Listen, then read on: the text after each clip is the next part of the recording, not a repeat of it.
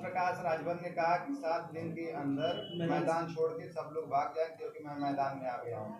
अब आप पत्रकार साथी हो, माननीय ओम प्रकाश राजभर जी की बातों को अभी भी गंभीरता से ले रहे हो। यही वो माननीय मंत्री जी है ना जो घोषित उपचुनाव में क्या क्या बोल रहे थे। ओम प्रकाश राजभर ने कहा है कि हमारे पास 2 विभाग है, हमारे पास अल्पसंख्यक भी है और नगर पंचायत भी है, तो क्या इसका दुरुपयोग करेंगे? नहीं, उन्होंने बोला कि इशारा समझ लो। अब इशारे में धमकी दे रहे थे, चुनाव आयोग को संज्ञान लेना चाहिए। माननीय मंत्री जी पहले भी इस तरह की बातें करते हैं, अब वो धमकी देंगे तो मान लीजिए यही है। पहले महेंद्र पांडे जी को गाली दी है, भारतीय जनता पार्टी के कार्यकर्ताओं को जूते मारने की बात की है, जोगी जी को भीख मंगवाने की बात की है, मोदी साहब को गुजरात भेजने की बात की है। पहले उन लोगों को धमकाए, आप ग्राम पंचायत था, पहले प्रधानमंत्री को धमकाते थे, प्रधान को धमका रहे हैं। तो आप धमकाएंगे तो परिणाम वो लोग देंगे। कल आरोप लगा रहे थे कि हमारे पार्टी के एक कार्यकर्ता को अपने यहाँ पट्टा पहना कर, हमारे पास आप देख रहे हैं कितना भीड़ है, लोग आते हैं हमारे पास, मुझे खोजने की जरूरत नहीं है, ठीक है ना। कोई आया होगा फिर वैसे ही धमका कर बुला लिए होंगे, क्योंकि मंत्री जी खुद ही बोल रहे हैं, धमका के बुला के बोले होंगे। मुझे एक सप्ताह में बता रहे मैदान साफ हो जाएगा। चलिए तो आप भी यही है, मैं भी वही हूँ। एक सप्ताह ही है, आज मैदान साफ हो जाएगा कि क्या होगा। ये बड़कोलापन है, बोलते रहे, हमें कोई उससे फर्क नहीं। कह रहे हैं कि पल्लवी पटेल हो चाहे रेड्डी हो, जितने हैं सभी अखिलेश यादव का साथ छोड़ रहे हैं। भगा दिया अखिलेश यादव ने, भगा दिया अखिलेश यादव। तुमको क्या चिंता है इस बात की? वो तो कभी वहाँ से भाग के यहाँ से भाग कर वहाँ, पता नहीं अब चुनाव बाद कहाँ भाग कर जाएंगे। वो उनकी तो अपनी चिंता करें ना, वो अपना बताए कि कब कहाँ किसके साथ थे, किसको गरियाए, किससे बतियाए। मंत्री है, नहीं बोलेंगे आप, वो बोलते हैं, आप लोग दिखाते हैं। एक और बात सामने आ रही है कि फिर वो कह रहे हैं कि अगर किसी को थाने या ब्लॉक या जिला पर कोई काम हो तो मुझे याद करिएगा। जो साथी उनको याद करेंगे, उनके उस जिलाध्यक्ष को भी याद कर लेंगे जो इनके चढ़ाने बजा के उनकी क्या दुर्गति हुई थी।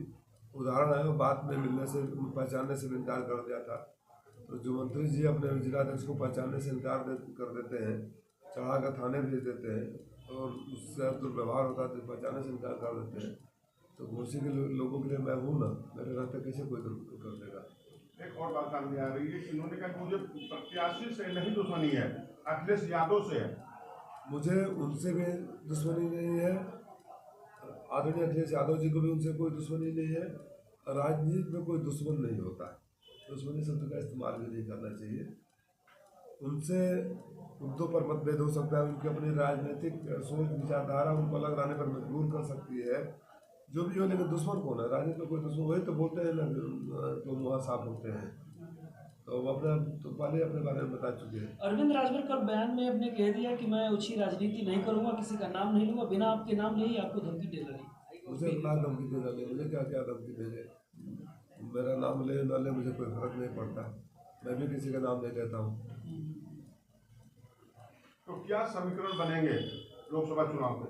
जनता ने सारे समीकरण ध्वस्त कर दिए। आप लोग स्थानीय पत्रकार हो, जो लोग इस चुनाव में हैं, आज आए हैं, कुछ दिनों से आप उन्हें देख रहे हो, मुझे 12 सालों से आप लगातार देख रहे हो और आप लोग ग्राउंड रिपोर्टिंग करते हो। जनता ने सारे समीकरण के नाम पर राजनीति करने वालों की मनसा पर पानी फेर दिया है।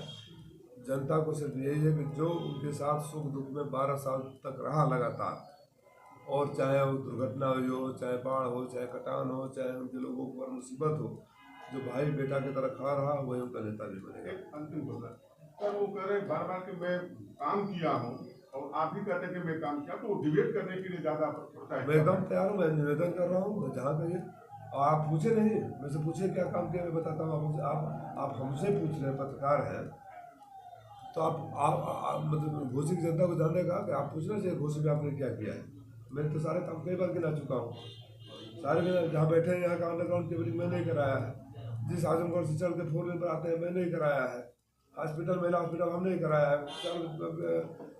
विधानसभा का अपग्रेडेशन प्राइमरी हेल्थ सेंटर का हमने कराया है, चिड़िया कोर्ट से लेकर मधुबन कटरा रोड तक हमने कराया है, शहीद मार्ग से लेकर हमने कराया है, डोरीघाट मधुबन मार्ग हमने कराया है, ये गाजीपुर जोड़ने वाला मार्ग हमने कराया है। किसी भी काम को लेकर तो उन्होंने कहा कि पर्चा दाखिला के बाद सभी पार्टियों को एक साथ करके डिबेट कराया जाए। हाँ बिल्कुल स्वागत है, मैं चाहता हूँ हो जाए, तो सबसे पहले मैंने कहा था। ओम प्रकाश राजभर मंत्री पद की धमकी दे रहे हैं या प्रधानों को या जनता को?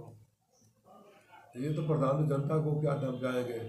पहले भारतीय जनता पार्टी के नेताओं कार्यकर्ताओं को गरियाए, फिर जुतियाने के लिए धमकाए, फिर उन्होंने कहा कि उनको बड़े नेताओं को भिजवाएंगे। अब प्रधानों को धमका रहे हैं, तो चुनाव आयोग को संज्ञान लेना चाहिए। मैं पता नहीं क्यों रह कर भाग जाते हैं। किसी भी मंत्री, माननीय ओम प्रकाश राजभर जी के नहीं, किसी भी मंत्री द्वारा इस तरह की भाषा का इस्तेमाल करना, कि समझ लेना, इशारे में समझ लेना, ये खुलेआम धमकी है।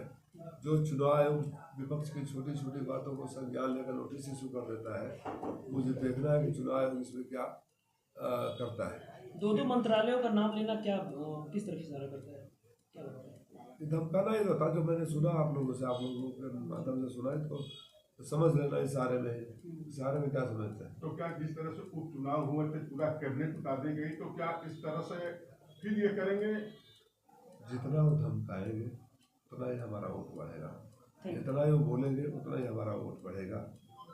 फिर भी स्वस्थ राजनीति के लिए मैं पुनः उनसे एक बार अपील करता हूँ कि आप जगह जगह जाते हो, इस धरती पर भी आए हो, क्रांतिकारियों की धरती है, संस्कारों की धरती है। यहाँ धमकाने वाली भाषा का इस्तेमाल मत करिए, चाहे प्रधान के खिलाफ करें, चाहे आम नागरिक के खिलाफ करें। आप लोग धमकाएंगे तो उसकी सज़ा आप ही पाएंगे। Thank you sir.